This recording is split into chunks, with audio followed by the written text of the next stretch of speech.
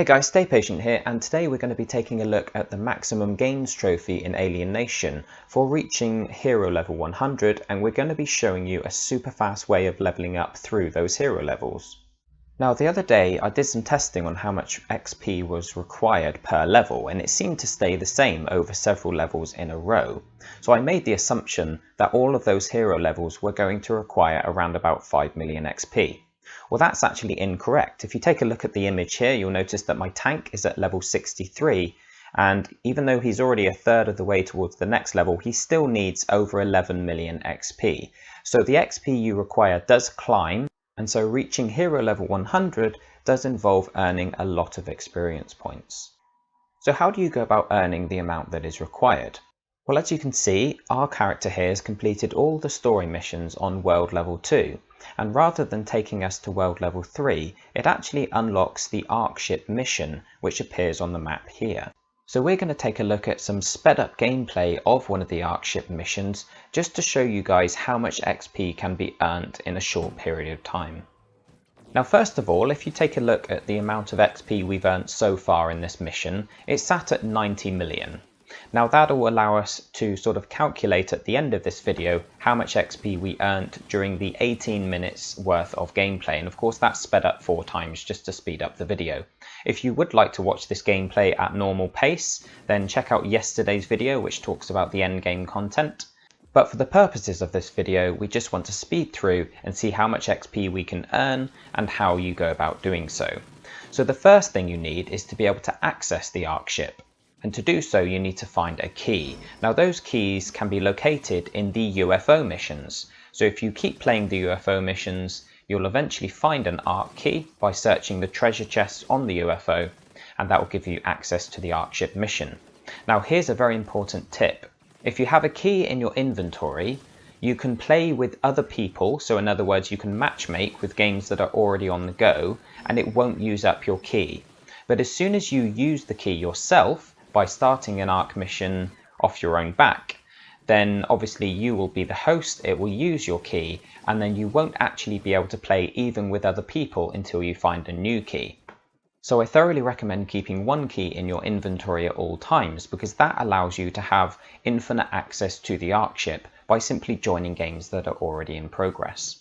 Now the reason you can earn so much XP in these Ark ship missions is because of the way they are structured. When you finish one, it gives you a choice. The host has to decide whether you keep going and replay a new Ark ship mission on a higher difficulty, or whether you finish and cash out and go and get your rewards. Now the more times you go through the mission, increasing the difficulty each time, the more rewards you earn in the treasure room at the end. And also the more XP you earn, because every time your host decides to keep going and start a new Ark mission, the enemies are leveled up, which means they reward you with more and more XP.